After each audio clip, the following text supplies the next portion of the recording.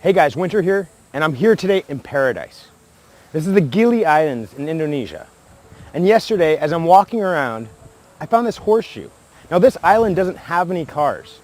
They don't even have any fresh water that runs from the faucets. But this horseshoe I found because that's the only mode of transportation. Now for a lot of us, horseshoes stand for good luck. I'm not here today because of luck. I'm not here today because I lucked out on something or I was in the right place at the right time. I'm here today because of sheer determination, willpower, and more important than anything, in believing in myself. We've got some quick answers to some of your questions, and I'd like you to hear that now. This is from James, who says, I have tried a lot of programs, but none seem to work out. And I find that when I start one, I don't finish it and move on because there is no improvement. How can I get the good life of wealth and happiness if I can't finish what I start? What am I missing? James, this is actually a very common thing that happens to a lot of people. The thing is, you've already kind of answered your own question. How can you get to the good life if you don't finish what you start? Listen, it's great that you're brave enough to try these programs so you can better yourself and enjoy a life of wealth and happiness at the end of your experience.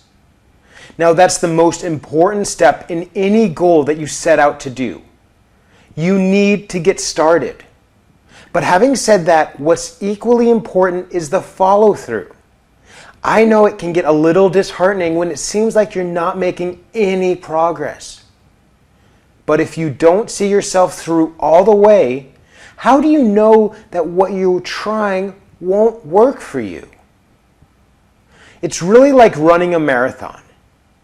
If you have run a marathon before, you'll know that it can be a very exhausting challenge. If you haven't experienced a marathon yourself, then you would probably have heard from others that mental endurance is just as important as physical endurance. Your body has to go through a punishing amount of strain and exhaustion as you struggle to complete the marathon. But if you don't tell yourself that you need to push through the pain and exhaustion, then guess what happens? You throw your hands up and go, screw this, I'm going home, without even seeing the finish line. All of that effort of getting to the marathon, of months and months of training for it, all the months that you could have spent on better things, gone. Just like that. You leave the marathon feeling like crap because you got nothing out of it. Or you realize that you're worse off because of all that wasted energy and time you could have spent on your family, on doing the things you love. My point is simply this. The moment you get started on something, see it through to the end.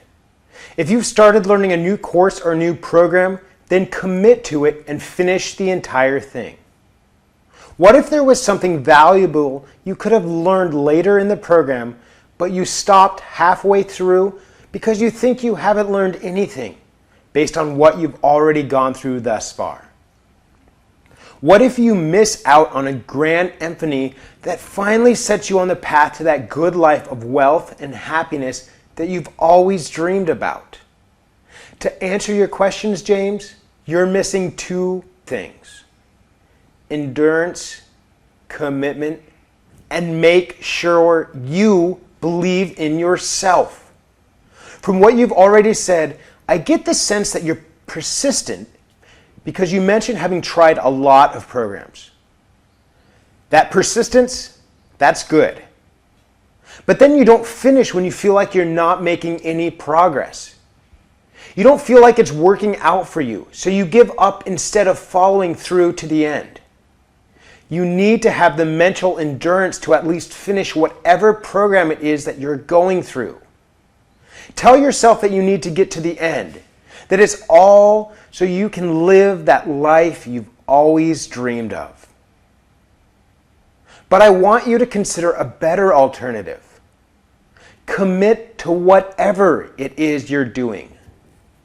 Develop a passion, an enthusiasm for it. The thing about endurance is that it implies pain. that you have to endure going through the countless hours of a program or a course just so you can get it over and done with. But once you've been committed to a cause, once you become passionate about it, you won't need endurance anymore. Suddenly that marathon isn't about having the endurance to get past the pain in your knees or the burning in your lungs. It's about bragging rights. The right to yell out to the world, I came, I saw, and I conquered. Commitment shifts your perspective little, making you focus on your intended destination instead of the journey that you have to go through to get to where you want to be. See your dream life in your mind as vividly as you can, and fully commit to achieving it no matter what it takes. I have friends who are fully committed to a life of wealth, abundance, and happiness that they devour book after book, program after program, and they just can't get enough. They hardly complain because all the books, all the programs that they go through, it's not pain to them. It's pure joy because they believe that every book, every program they finish gets them closer to their dream life. All they do is build upon their knowledge, one book at a time, one program at a time. They focus on the end zone. They focus on their dream of owning the lavish houses, the fancy cars, the huge yacht they can take out to the sea every weekend. And guess what? They're all living their dream lives now. All because they committed themselves to a cause that they hold near and dear to their hearts. So those are two things that you need, James. Endurance for when things get a little challenging, and commitment for when you need a little reminder of why you're going through what you're going through. And also, more important than anything else, believing in yourself. Next, we have Melody, who says, I'm currently unemployed. I've been out of work due to my limiting medical conditions. As far as retirement plans go, I threw it out the window a long time ago. I'm not happy with my current state, but I want to do something about it. What steps would you take if you were trying to make money rather quickly, if you haven't got a cent to your name? Hypothetically speaking, I hear all the big money makers talk about making money, but they want people to invest big money to do so when most people I know, including myself, don't have any to invest. I invest in me and self-help campaigns to cover the real underlying issues. Money is a wonderful asset. Everyone needs it, but not everyone has it. First, I'm sorry to hear about your medical conditions affecting your income, Melody, but you really shouldn't dismiss having a retirement plan of any sort.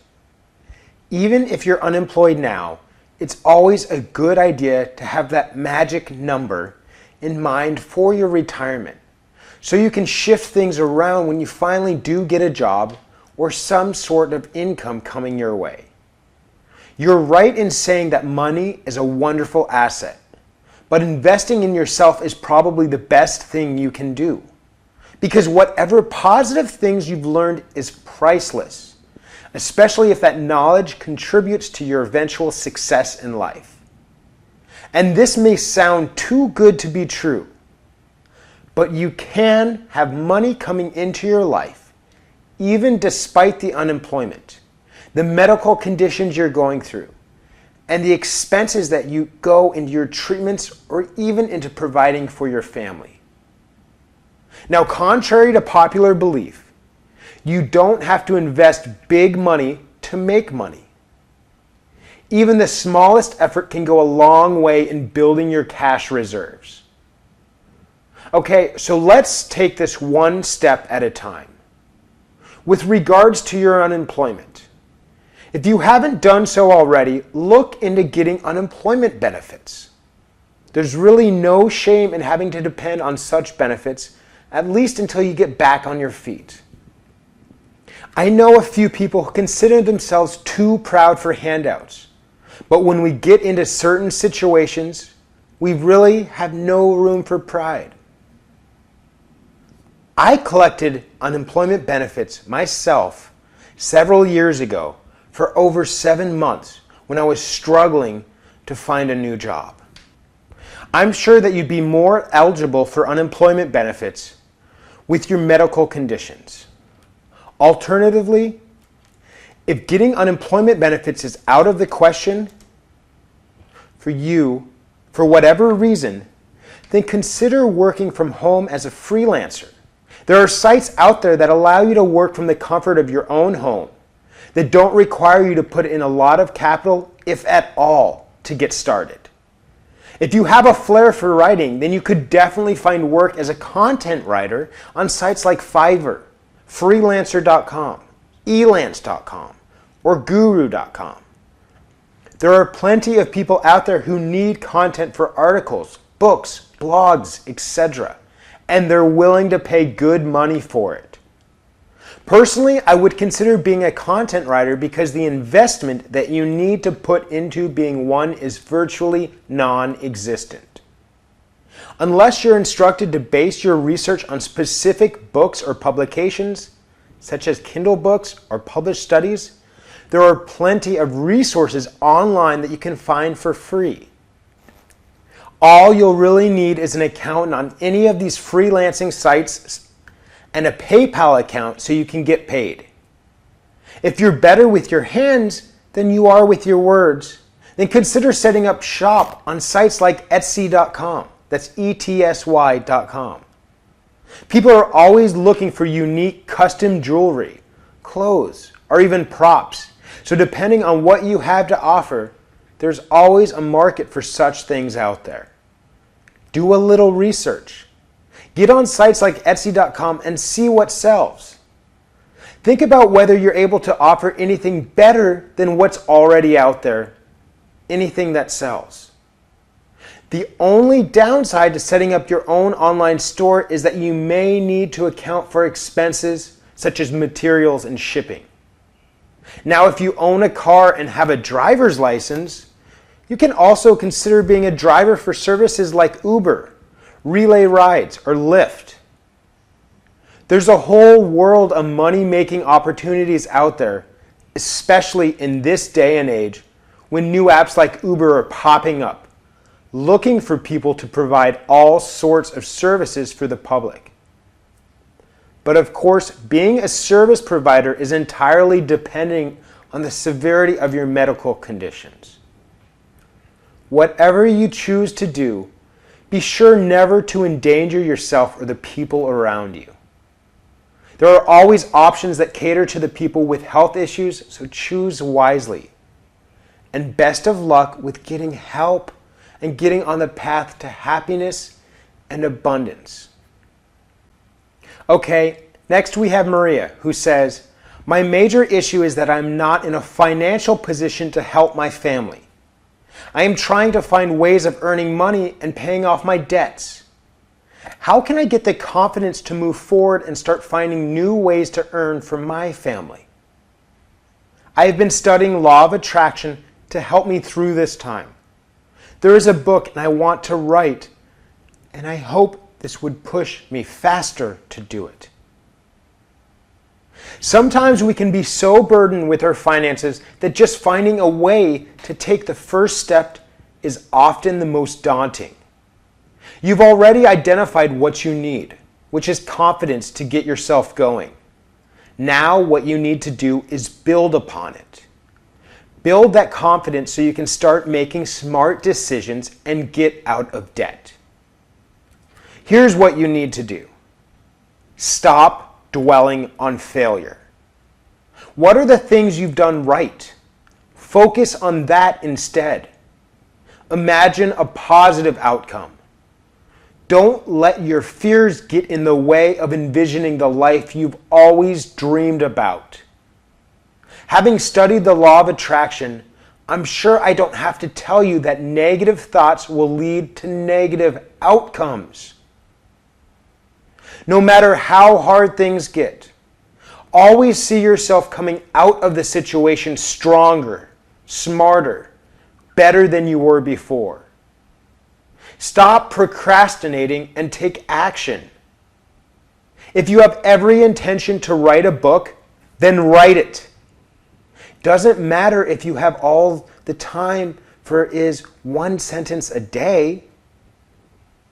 Just get started.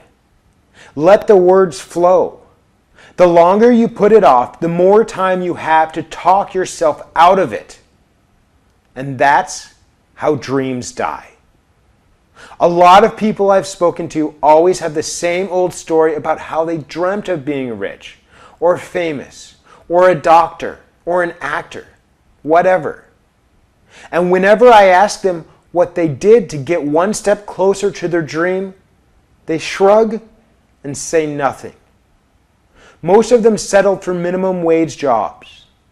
And every now and then, when we go out for drinks, they lament on how crap their lives are.